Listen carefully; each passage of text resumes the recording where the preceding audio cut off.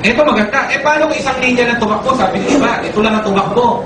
Ito lang ang nagtrabaho. Yung kabilang side, hindi. Okay lang din yun. Kung siya naman nabenta, nakain mo siya ng 3,000 points, you get 5%. Yung first level mo, you get 5% override.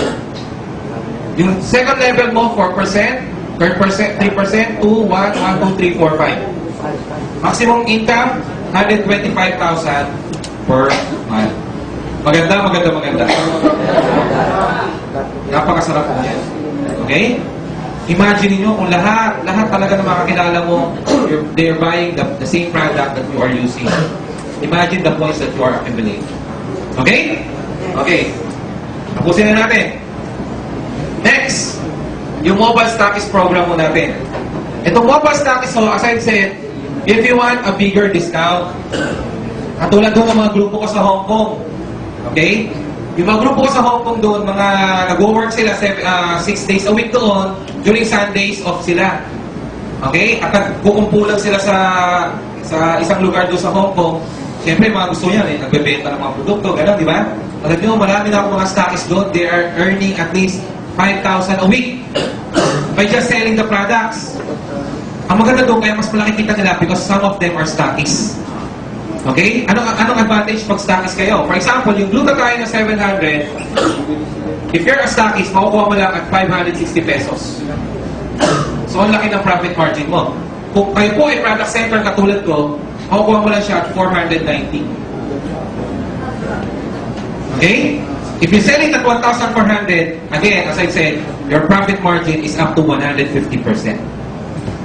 Ganun kalaki po yan. Palakpakan nun natin yan. Okay?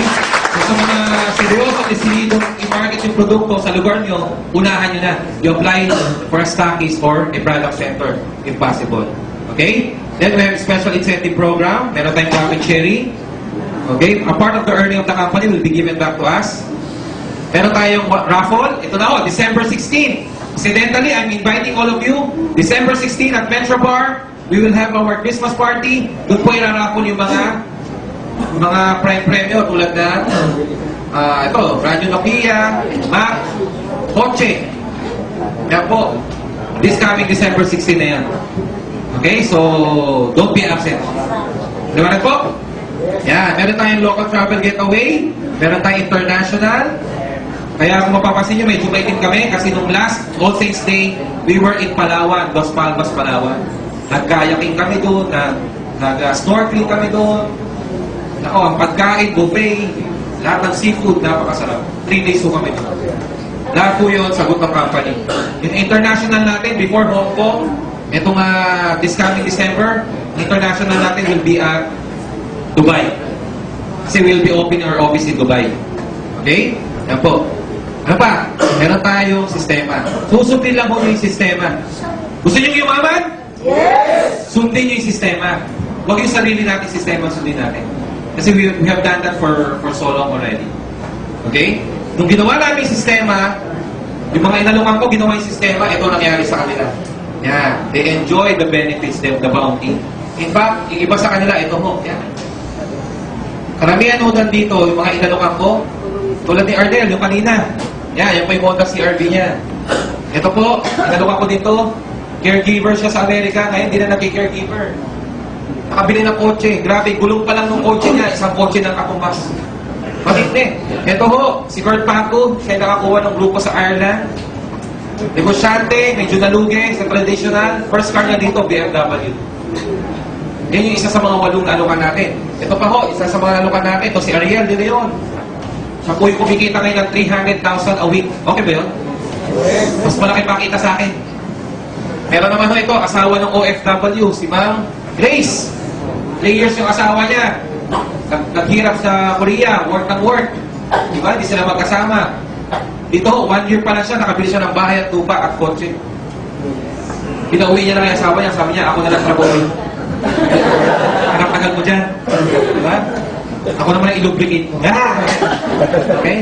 And sino susunod? Sino susunod? Kayo ang susunod. Palakpakan niyo yun. Alam niyo po, kung itong mga tao na inalukan natin ay yumaman, ano mangyayari sa inyo? Exactly. ganun nangyari sa akin. Ginawa ko yung negosyo, tinulungan ko yung mga taong naniwala sa akin, sinunod namin yung sistema pare-pareho. Nung yumaman sila, yumaman din ako. Nakabila ko ng bayan tupa, nakabila ko ng mga sasakyan. Bilhin nyo, yung Fortuner ko, 11,588 lang yan. Okay ba yun? Yes. Oh, nakapag-travel kami buong pamilya, sa Hong Kong, sa Canada. Oh, kapag may shooting ang anak ko, kasama na ako. May time free kami. Yung iba nga, nagiging close ko na. Tulad nito, yan, close na kami. Si Angel Locsin. Oh, yan ang ex ko. Ano yung present ko? Ito, si Dennis Trillo. Yung Gagambino, di ba? Yan ang present namin eh. Oo. Ang maganda doon yung maraming ipon. Di ba? Gusto niyo ba yung hindi pa ubos? After 1 week, meron na naman? Yes! Ang sarap ng ganun, di ba? Yung problemahin mo, paano gastusin? Yes! Iba kung paano hanapin eh, di ba? Ito, paano gastusin? Sino masarap po dyan? Okay? Sinunod namin yung sistema, yung kanina imposible, pwede maging 1 million possible dreams. Palakpakan na natin. So yung tanong natin kanina, what does the future holds? Diba? Meron bang magandang kinabukasan sa darating na panahon? In Royal Business Lab, with the help of God, in this company, lahat tayo may magandang bukas. May magandang kinabukasan. Okay? Sundin lang muna natin yung sistema. If you will just do what we did, ano ginawa namin? Simple lang ho. Naupo, nakinig, naniwala, ginawa. Ganun lang ginawa namin. Naupo kami, nakinig kami sa presentation, pinaniniwalaan namin yung sistema, sinunod namin yung sistema, ito na nangyari sa amin. 2 years pa lang ang company. Ang dami ng improvements, ang dami ng pangyayari. Katulad ng isang inimbitahan ko, 25 years na siya. Nung una, medyo ayaw. Talagang skeptic at matigas ang talagang may pride. Sabi niya, maganda ba yan? I'm earning 25,000. Sabi niya, I'm earning 80,000 rather every month already. So, medyo low profit. Okay, maganda ho iso. Diba? After the presentation, yung dating ganyan ng niya, pride niya, bigla bumaba. Bakit? Nakita niya, yung isang buwan niya, 1 linggo ko lang. Yeah. Diba? At siya, 25 years, bago niya nakuha yung ganong income. Ako, 2 years pa lang. So sabi ko, sir, imagine niyo, pag 10 years na ako dito, magkano na kaya yun? Diba? Baka naka-helicopter na ako pag pupunta dito. Diba? Pwede ba yun? Yes! Pwede! Gusto niyo ba nun? Yes! Okay. Pero kayong dapat gawin. Okay? You have to make a decision. Dalawa lang ang decision nyo. Yes or no. You have seen the company, you have seen the products, you have seen the marketing plan. You have to decide. Okay?